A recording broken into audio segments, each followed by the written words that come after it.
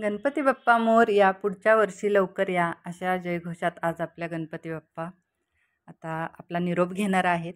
तर त्यासाठी मी आज एक प्रसाद बनवलेला आहे.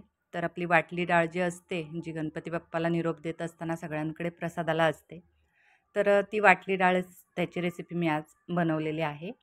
तर त्यासाठी मी 1 वाटी चणा डाळ ती 4 ते 5 तास भिजत ठेवली होती आणि त्यानंतर ती डाळ छान अशी मऊ अशी भिजली गेली आणि ती मी पाण्यातून निथळून काढली आणि आता ती आपल्याला मिक्सरच्या भांड्यात बारीक वाटून घ्यायची आहे. त्यानंतर मी ती एका मिक्सरच्या भांड्यात डाळ काढून घेतले आणि त्यामध्ये थोडेसे कोथिंबीरीचे देठ घेतलेत आणि आल्याचा तुकडा घेतलेला आहे अगदी थोडा आणि 2 ते 3 हिरव्या मिरच्या. त्यानंतर 2 चमचे दही घातलेलं आहे आणि अगदी चिमूटभर जिरं घातलेलं आहे आणि आता हे सगळं आपल्याला वाटून घ्यायचं आहे. तर आता बघू शकता मी ती डाळ छान अशी वाटून घेतली. तर फार एकदम बारीक अशी केलेली नाही आहे, थोडी ओबडधोबडच आहे आणि पाण्याचा बिलकुल वापर केला नाही आहे वाटताना. त्यानंतर गॅसवर एक पॅन गरम करत ठेवला. त्यामध्ये 3 चमचे तेल घातले, त्यामध्ये थोडंसं हिंग घातलं आहे, अर्धा चमचा मोहरी, अर्धा चमचा जिरं आणि 10 ते 12 पानं कढीपत्त्याची घातलेली आहेत. ते सगळं छान तडतडलं की नंतर त्यामध्ये वाटलेली डाळ घातली आणि आता ती आपल्याला छान अशी परतवून घ्यायची आहे. तर पॅनला चिकटणार नाही अशी आपल्याला ती परतवून अशी एकदम मोकळी सुटसुटीत होईल अशी परतवून घ्यायची आहे. त्यानंतर मी त्यामध्ये अर्धा चमचा हळद घातली आहे, चवीनुसार मीठ आणि अर्धा चमचा जी आहे ती साखर घातलेली आहे आणि आता हे छान असं आपल्याला आता परतवून घ्यायचं आहे. तर मधून मी ते असं परतवतच ते मोकळं एकदम सुटसुटीत करून घेतलेलं आहे आणि ते छान एकजीव करून झाल्यानंतर त्याला मी एक वाफ पण देऊन घेणार आहे. तर आता बघू शकता ती छान अशी त्यामध्ये म्हणजे हळद मीठ वगैरे सगळं छान असं मिक्स झालेलं आहे आणि आता त्यामध्ये मी थोडीशी घालणार आहे कोथिंबीर आणि कोथिंबीर घालून त्याला आपल्याला एक वाफ देऊन घ्यायची आहे. तर अगदी बारीक गॅसवर मी छान अशी त्याला वाफ देऊन घेतले आणि त्यानंतर आता ती बऱ्यापैकी शिजली गेली.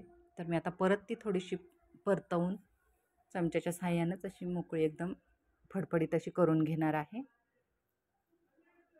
आणि आता ते झाल्यानंतर मी त्यामध्ये घातलेलं आहे किसलेलं खोबरं. तर हे सुकंच खोबरं आहे, तुम्ही ओलं खोबरं असेल तर ते घातलं तरी चालू शकतं आणि आता खोबरंही मी त्यामध्ये छान असं मिक्स केलं आहे आणि आपली ही डाळ आता रेडी झालेली आहे. तर साधारणतः 4 ते 5 मिनटं फक्त लागली ही डाळ शिजायला आणि त्यानंतर मी आता ती काढणार आहे एका प्लेटमध्ये.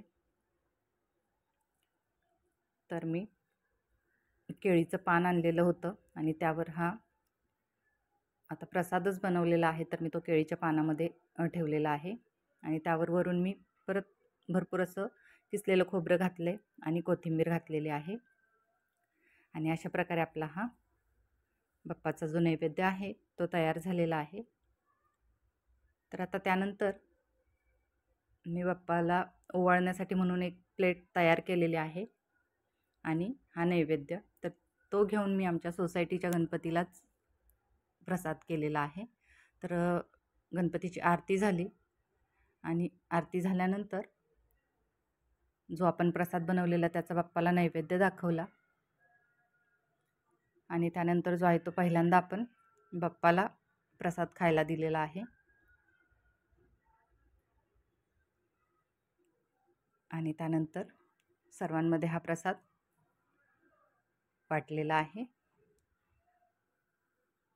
तर ही बाप्पासाठी बनवलेला प्रसाद जो आहे तो त्याची टेस्ट आज काय असते ते अगदी वेगळीच लागते.